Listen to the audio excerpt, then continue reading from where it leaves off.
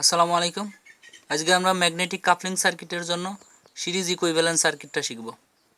তো প্রথমে আমাদের একটি সিরিজ সার্কিট এখানে দেওয়া আছে। সার্কিটটা আমরা ভালো মতো দেখে নিই। এই সার্কিটে এখানে একটা ইন্ডাকটেন্স আছে L1, এখানে একটা ইন্ডাকটেন্স আছে L2। তো L1 এর মধ্যে যে ভোল্টেজটা ড্রপ হবে সেটা V1, L2 এর মধ্যে যে ভোল্টেজটা ড্রপ হবে সেটা V2। তো এখানে কারেন্ট যাচ্ছে I কারেন্ট। এই L1 এর মধ্যে যখন যাচ্ছে তখন কারেন্টের নাম দিলাম I1। এই কারেন্টটাই যখন L2 এর মধ্যে যাচ্ছে তখন কারেন্টের নাম দিলাম I2। তবে এই I1 এবং I2 তিনটা কারেন্টই একই জিনিস, ঠিক আছে। যেহেতু এটা সিরিজ সার্কিটে কারেন্ট একই থাকে, এজন্য আমরা ফিগার থেকে কি পাচ্ছি, I সমান সমান I1 সমান সমান I2। মানে এই সিরিজ সার্কিটে যে কারেন্ট যাবে সব কারেন্ট সমান। আমরা যেহেতু ভিন্ন ভিন্ন নাম দিছি, মূল কারেন্টকে নাম দিছে I, L1 এর মধ্যে দিয়ে যেটুকু গেছে সেটার নাম দিছে I1, L2 এর মধ্যে দিয়ে যেটা গেছে সেটার নাম দিছে I2। বাট এই I1 I2 একই জিনিস। তো ফিগার থেকে আমরা পাইলাম I সমান সমান I1 সমান সমান I2। এখন আমাদের যে হিসাবটা করতে হবে সেটা হচ্ছে ভোল্টেজের হিসাব। তো ভোল্টেজ যখন আমরা হিসাব করব, তো ভোল্টেজ কিন্তু আলাদা। সিরিজ সার্কিটে ভোল্টেজ ডিভাইডেড হয়, বাট কারেন্ট ডিভাইডেড হয় না। তো L1 এর জন্য যে ভোল্টেজটা পাবো সেটা হচ্ছে V1, এবং L2 এর জন্য যে ভোল্টেজটা পাবো সেটা V2। তো V1 আমরা এখন হিসাব করব। আচ্ছা, তো L1 এর জন্য L হচ্ছে একটা ইন্ডাকটেন্সের জন্য ভোল্টেজটা হলো L di/dt, ঠিক আছে। আচ্ছা, এই ইন্ডাকটেন্সের জন্য নিজস্ব যে ইন্ডাকটেন্স অর্থাৎ সেলফ ইন্ডাকটেন্স, সেই সেলফ ইন্ডাকটেন্সের মান হচ্ছে L di/dt। কিন্তু এই কয়েলের সাথে একটা মিউচুয়াল ইন্ডাকটেন্সও আছে। তো আমরা আগের বিগত ভিডিওগুলোতে দেখছি যে যখন সেলফ ইন্ডাকটেন্স হিসাব করতে হয় তখন নিজের কারেন্টকে হিসাব করতে হয়, আর যখন মিউচুয়াল ইন্ডাকটেন্সকে হিসাব করতে হয় তখন অপর কারেন্টকে হিসাব করতে হয়, ঠিক আছে। আচ্ছা, আমরা এখন হিসাবটা করি। V1 হচ্ছে এই L1 ইন্ডাকটেন্সের মধ্যে যে ভোল্টেজটা ড্রপ হবে সেটা। তো L1 এর মধ্যে ভোল্টেজ ড্রপ হবে দুইটা কারণে, একটা হচ্ছে এর নিজস্ব সেলফ ইন্ডাকটেন্সের জন্য, আর একটা হচ্ছে এর মিউচুয়াল ইন্ডাকটেন্সের জন্য। তো সেলফ ইন্ডাকটেন্সের জন্য হবে L1 di/dt, কারণ সেলফ ইন্ডাকটেন্সের নিজস্ব কারেন্ট। আমরা হিসাব করতেছি L1 এর মধ্যে কোন কারেন্ট যাচ্ছে, I1 কারেন্ট, এজন্য নিজস্ব কারেন্ট এখানে বসাইছি L1 di/dt প্লাস মিউচুয়াল ইন্ডাকটেন্সের কারণে এইখানে কি পরিমাণ ভোল্টেজ ড্রপ হয়েছে সেটা আমরা এবার হিসাব করব। সেটা হচ্ছে মিউচুয়াল ইন্ডাকটেন্স এর জন্য যে ভোল্টেজ সেই সূত্র হচ্ছে MdI/dt। বাট মিউচুয়াল ইন্ডাকটেন্সের ক্ষেত্রে অপর প্রান্তের কারেন্ট হিসাব করতে হয়। তো আমরা হিসাব করতেছি L1 এর। তো অপর প্রান্ত কোথায় আছে, এটার অপর প্রান্ত হচ্ছে এইখানে আছে না, ডটের এইখানে। অপর প্রান্তে এই প্রান্তের কারেন্ট কে ছিল, I2। এই জন্য মিউচুয়াল ইন্ডাকটেন্সের জন্য সবসময় অপর প্রান্তের কারেন্ট নিতে হয়। তো এই L1 এর মধ্যে মিউচুয়াল ইন্ডাকটেন্সের জন্য হিসাব যদি করি, মিউচুয়াল ইন্ডাকটেন্সটা হলো M di/dt। I2 কানে নিলাম, কারণ আমরা যেহেতু এইটার হিসাব করতেছি, এটার অপর প্রান্ত কোথায় ছিল, এইখানে।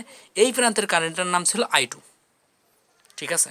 যদিও I1 I2 সবই সমান, বাট আমরা এখানে লেখার সাপেক্ষে লিখলাম।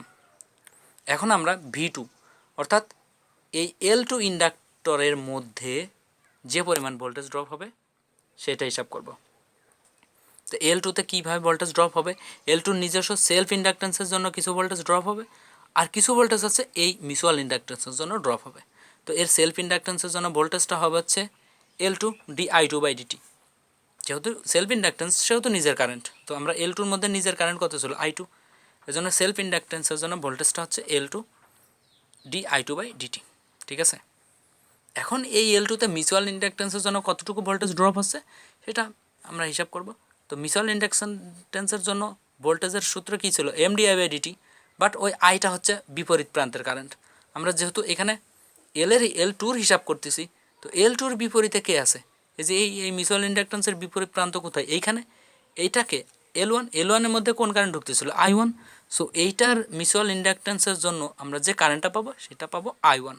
এই জন্য এই L2 এর মধ্যে মিউচুয়াল ইন্ডাকটেন্সের জন্য যে ভোল্টেজটা ড্রপ হবে সেটা হচ্ছে MdI1/dt, ঠিক আছে।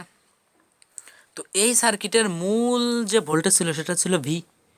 এই ভোল্টেজটা দুই ভাগে ভাগ হয়েছে, একটা হচ্ছে L1 এ কিছু ড্রপ হয়েছে, আর একটা হচ্ছে L2তে কিছু ড্রপ হয়েছে। তার মানে এই সার্কিটের মূল ভোল্টেজ ভি সমান V1 যোগ V2 লিখতে পারি। ঠিক আছে, তো ভি সমান V1 যোগ V2। এখন আমরা মান বসাই দিই, V1-এর যে মান পাইছি এবং V2-র যে মান পাইছি মানগুলো বসাই দিছি, দিয়ে আমরা di1/dt, যেহেতু I1 আর I2 একই জিনিস, তো আমরা I2-র বদলে I1 লিখে দিই।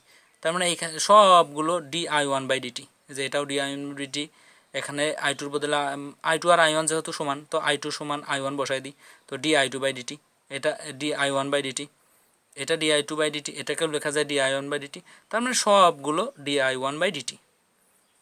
তো আমরা এখন যদি di1/dt কমন নিই, তাহলে এখান থেকে L1, এখান থেকে L2, আর এখানে র্যাম দুইটা মিলে 2M। তো আমরা ভোল্টেজের এই সিরিজ ইকুইভ্যালেন্ট সার্কিট থেকে আমরা ভোল্টেজের মান কি পাইলাম, L1 যোগ L2 যোগ 2M।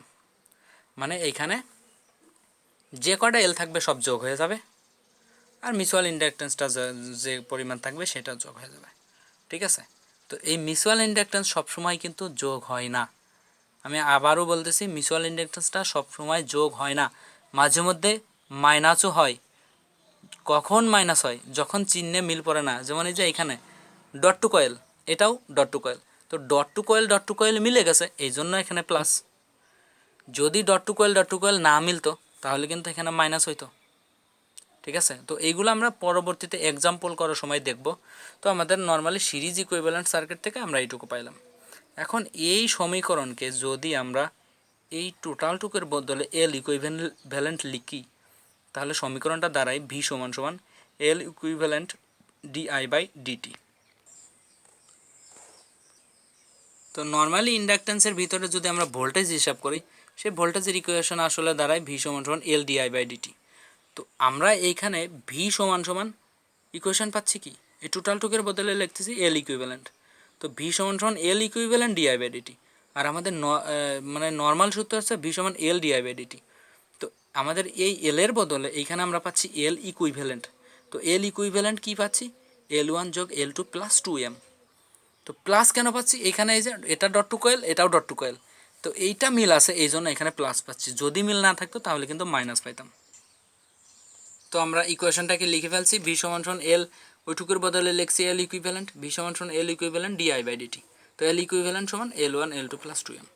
তো এখন আমাদের এইখানে দেখানো হয়েছে যে এই 2Mটা মাঝে মধ্যে প্লাস হতে পারে, মাঝে মধ্যে মাইনাস হতে পারে। কখন কখন প্লাস হবে, এই যে এখানে প্লাস হয়েছে, কারণ এই যে এইখানে এই সার্কিটটাতে আমরা যদি দেখি এইভাবে যে কারেন্টটা ঢুকছে, ডট টু কয়েল মিলছে না, মিলছে বিধায় এটা পজিটিভ। এটার জন্য কী হয়েছে, কয়েল টু ডট মিলছে, তো এটাও কয়েল টু ডট, এটাও কয়েল টু ডট, দুইটা মিলছে, তো দুইটাই মিলে গেছে, মিলে গেলে প্লাস, আর না মিললে মাইনাস। এই যে এখানে মাইনাস হয়েছে, কেন হয়েছে সেটা আমরা একটু দেখি। এই সার্কিটের জন্য যদি আমরা হিসাব করি, dot to coil to dot, উল্টা হয়ে গেল না, dot to coil to dot উল্টা হয়েছে, এই জন্য এই সার্কিটের জন্য এই সূত্র, আবার এই সার্কিটের জন্যও এই সূত্র। তো এই সার্কিটে কী হয়েছে, coil to dot to coil উল্টা হয়েছে, কয়েল টু ডট একটা, ডট টু কয়েল একটা, এই জন্য উল্টা হয়েছে। তো এইরকম যদি সার্কিট থাকে সেটার জন্যও এই সূত্র, এরকম সার্কিট থাকলে সেটার জন্যও এই সূত্র, এরকম সার্কিট থাকলে তার জন্য এই সূত্র, আবার এমন থাকলে তার জন্য এই সূত্র। ঠিক আছে, এখন যদি মিউচুয়াল ইন্ডাকটেন্সের মান যদি শূন্য হয়, এই যে এইখানে যা শূন্য বসে যাবে। তো মিউচুয়াল ইন্ডাকটেন্সের মান শূন্য হলে, এখানে শূন্য হলে এল ইকুইভ্যালেন্টের মান কত, এল ইকুইভ্যালেন্ট সমান L1 যোগ L2।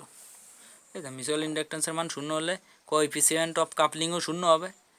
তো এম এর মান যদি শূন্য হয়, তাহলে এমন যদি হয়, তাহলে এল ইকুইভ্যালেন্ট সমান সমান L1 যোগ L2, অর্থাৎ এই যে এখানে শূন্য হয়ে যাবে। এখানে শূন্য হইলে তো মিউচুয়াল ইন্ডাকটেন্সের মান শূন্য হলে এটা শূন্য, আর এটা শূন্য হলে এল ইকুইভ্যালেন্ট সমান L1 যোগ L2।